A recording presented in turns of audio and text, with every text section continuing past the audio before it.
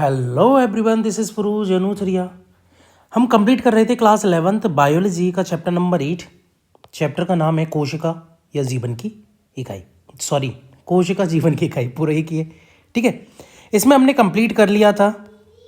ठीक है, कंप्लीट कहाँ तक कर लिया था हमने? यहाँ तक कंप्लीट कर लिया था, कोशिका आवरण बाइश के रूपांतरण तक। ठीक है, आज हम करने वाले हैं राइबोसोम व अंतर्विष्ट एंड उसके आगे के टॉपिक। तो चलिए बिना किसी देरी के हम स्टार्ट करते हैं। प्रोकैरियोटिक में जो राइबोसोम कोशिका की जीव द्रव्य झिल्ली से जुड़े होते हैं। ठीक है, प्रोकैरियोट में राइबोसोम कहाँ होते हैं? कोशिका की जो जीव द्रव्य झिल्ली होती है ना, जो प्लाज्मा मेम्ब्रेन होती है, उससे जुड़े होते हैं। ठीक है, डायरेक्टली कनेक्टेड होते हैं। ये 15 से 20 नैनोमीटर के आकार के होते हैं। ठीक है, राइबोसोम का आकार क्या होता है? 15 से 20 नैनोमीटर। ठीक है, और दो उप इकाइयों से मिलकर बने होते हैं, 50S एंड 30S। ठीक है, प्रोकैरियोट में राइबोसोम जो होता है वो जो प्लाज्मा मेम्ब्रेन होती है उससे ही जुड़े होते हैं। ठीक है, प्लाज्मा मेम्ब्रेन से जुड़े होते हैं। आकार कितना होता है? 15 से 20 नैनोमीटर।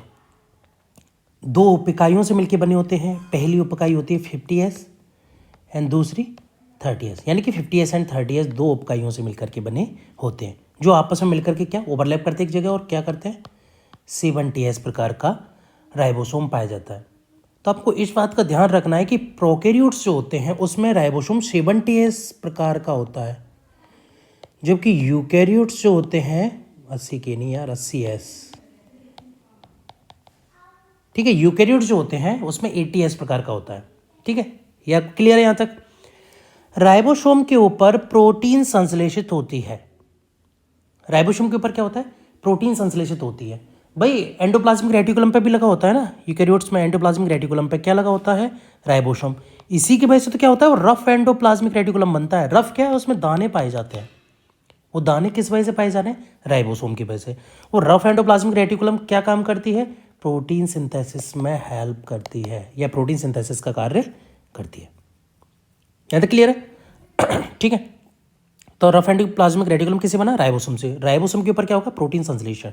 ठीक है, तो आरईआर के ऊपर भी क्या होगा? प्रोटीन संश्लेषण। आरईआर बनी रफ किसकी वजह से रहा है? राइबोसोम की वजह से। बहुत से राइबोसोम एक संदेशवाहक आरएनए से संबद्ध होकर एक श्रृंखला बनाते हैं। संदेशवाहक यानी कि मैसेंजर आरएनए, mRNA।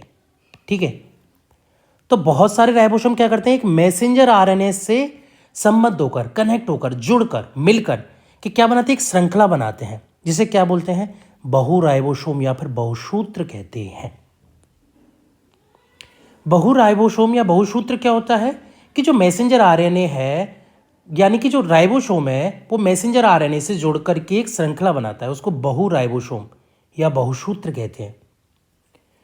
बहुसूत्र का राइबोसोम संदेशवाहक आरएनए से संबद्ध होकर प्रोटीन निर्माण में भाग लेता है। बहुसूत्र का राइबोसोम क्या करेगा? संदेशवाहक आरएनए या मैसेंजर आरएनए से जुड़ जाएगा, उसके बाद क्या करेगा? प्रोटीन निर्माण में भाग लेगा। ठीक है, जो कोड्स वगैरह होते हैं वो तो मैसेंजर आरएनए के थ्रू ही इंफॉर्मेशन जाती है ना उसकी। तो राइबोसोम मैसेंजर आरएनए के साथ जुड़ करके क्या करेगा? प्रोटीन निर्माण में भाग लेगा। आई थिंक यहां तक किसी को कोई समस्या नहीं होनी चाहिए। एक मिनट मैं वो कर लेता हूं इसको, जिससे कि थोड़ा साफ साफ लगे। ओके, दूसरा होता है अंतर्विष्ट पिंड। ठीक है, दूसरा कौन सा होता है? अंतर्विष्ट। हमारा टॉपिक था ना राइबोसोम एवं अंतर्विष्ट पिंड, तो दूसरा कौन सा हो गया? अंतर्विष्ट पिंड। अंतर्विष्ट पिंड क्या होते हैं? प्रोकैरियोटिक सेल्स में बचे हुए पदार्थ कोशिका द्रव्य में अंतर्विष्ट पिंड के रूप में संचित होते हैं। ठीक है, वेस्ट मटेरियल होता है जो स्टोर होता है।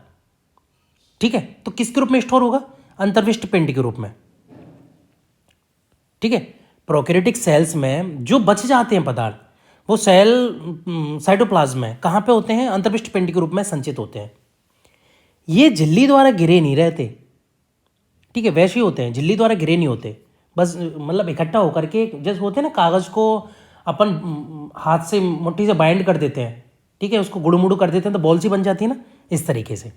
ठीक है, एवं कोशिका द्रव्य में स्वतंत्र रूप से पड़े रहते हैं और ऐसे ही पड़े रहते हैं, बिल्कुल सेम कागज़ की तरह। कागज़ को आपने गुड़मुड़ किया, बॉल सी बन के इकट्ठा हो गया ना वो।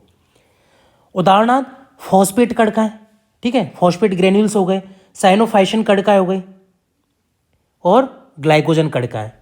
ठीक है, ये काफ़ी ज़्यादा इंपॉर्टेंट है। फॉस्फेट ग्रेन्यूल, ठीक है,